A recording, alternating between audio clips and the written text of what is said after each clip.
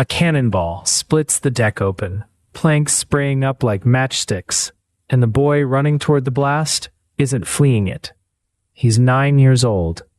His bare feet slap over boards already slick with tar, seawater, and worse, and he doesn't slow down because somewhere below him a cannon has just gone silent, and a silent cannon means the gun crew is about to run dry. By the end of this video, you'll understand what it actually meant to be a child soldier in the age of sail. Not a mascot, not a legend passed down in maritime folklore.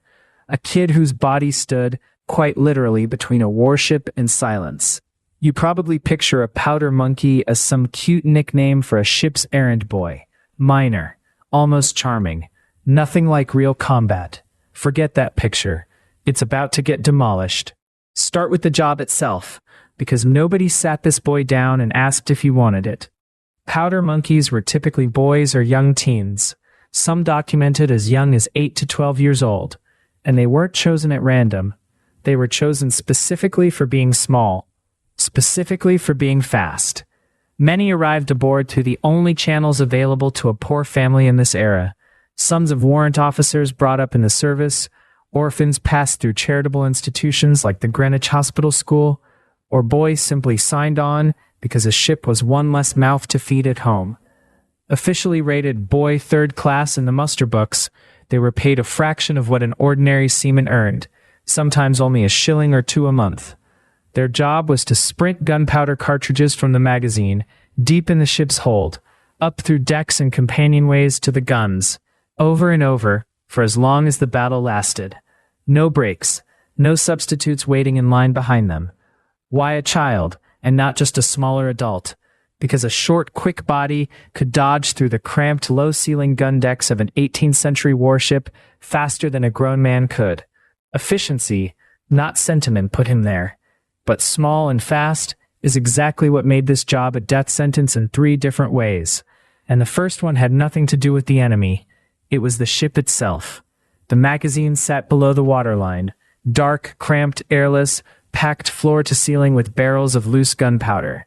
Because a single spark could level the ship, no open flame was permitted anywhere near it. The gunners' mates worked by the glow of a lantern, sealed behind thick glass, in a separate compartment called the light room, and the doorway itself was hung with a thick, water-soaked woolen curtain known as a fear-not screen, meant to smother any stray ember before it reached the powder. Boys working the magazine were sometimes required to pull off their shoes first. Since the iron hobnails and standard-issue footwear could strike a spark against stone or metal fittings, this was the boys' starting point. Dozens of times an hour, and every single trip meant carrying an active explosive charge, wrapped in flannel or paper cartridge, and often ferried in a wooden case called a salt box, through a ship already full of open flame, burning matches, hot cannon barrels, sparks flying off splintered wood. The decks he ran were slick, not with seawater, but with blood and torn timber, and he ran them anyway, because a delay at the gun meant a battle could be lost. A single spark near the wrong barrel, an ember drifting from a fired gun, a fuse that didn't go where it was supposed to. Any of it could ignite the powder stores and turn the entire ship into the exact explosion every sailor aboard was trying to avoid.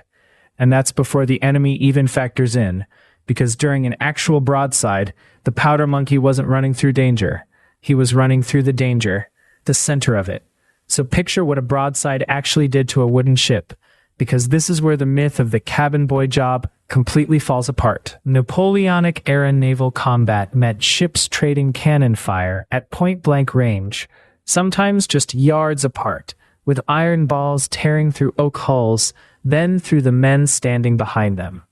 Splinters the length of spears flew off shattered timber and did as much damage as the cannonballs themselves. This is the environment historians point to when explaining exactly why the powder monkey's role was so brutal.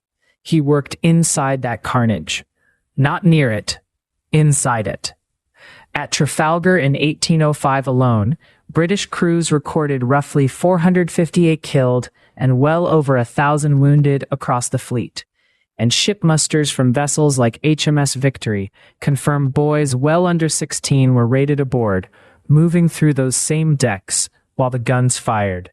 He had no armor. He had no weapon of his own, nothing to defend himself with if the fighting turned close, nothing to hide behind if a ball came through the hull at his height. He wasn't tucked safely below decks out of harm's way, the way the nickname suggests. The guns needed constant resupply for the entire length of the engagement, which could run for hours. So the boys stayed exposed to the smoke, the screaming, the flying splinters, and the deafening concussion of cannon fire, for as long as the crews kept firing. So why would any commander put a child there instead of an armed sailor who could at least defend himself? The answer says something uncomfortable about how the entire system was built, and it isn't a comforting answer. The gun crews depended on an unbroken chain of powder reaching them. Any gap in that chain, any hesitation, any dropped cartridge, and a cannon fell silent at exactly the moment the ship needed every gun firing. In the tight, low corridors below deck, small and agile bodies simply moved faster than adult sailors could. That's not conjecture. It's the entire logic the role was built on. Children were genuinely more efficient at this specific task, and that efficiency is the whole reason the job existed in this shape at all. This wasn't sentimental. Nobody was making room for a boy to learn the ropes gently. Boys were assigned this role because the Navy's math worked out in favor of using them, smaller, cheaper, faster through the gaps, not because anyone had built in a way to protect them from what the job actually cost. There was no calculation in that math for what happens to a 9-year-old's body when a ball hits 3 feet from where he's standing. And when the smoke cleared, surviving the battle wasn't really surviving the job, because the ship didn't stop needing him the next day or the one after that. A powder monkey who lived through one engagement was expected to do it again in the next, and the one after that. There was no special protection written in for age, no reduced duty because a boy had already been through one broadside. The role simply repeated battle after battle until one of a handful of things happened to you. You grew old enough to be reassigned to different work, you were wounded badly enough to be pulled from duty, or you didn't make it at all. That was the entire range of exits available to him. And this arrangement didn't stay locked in the age of sail. Later conflicts kept a version of this role alive under different names and different uniforms, which says something on its own. That using the smallest, most expendable bodies for the most exposed jobs wasn't a one-time wartime accident. It was a pattern the system kept reaching for. If this is the part where you assumed history eventually corrected itself, stay with this next part, because it's where the story stops being about wooden ships entirely. It's tempting to file all of this away as a rough job that existed once, safely sealed inside a museum diorama.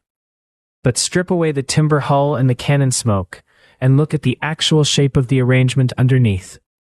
A system needed constant, dangerous, physically demanding labor, performed without interruption. It solved that logistics problem by placing the burden on whoever was smallest, cheapest, and least able to say no. That shape didn't sync with the ships that used it. This channel draws a hard line between documented history and legend, and this is exactly the kind of story where that line matters. The powder monkey's danger wasn't folklore, and it wasn't exaggerated for effect. Contemporary naval accounts and the historians who've studied them confirm the exposure was real, immediate, and constant. A documented feature of shipboard combat, not a dramatic flourish added later.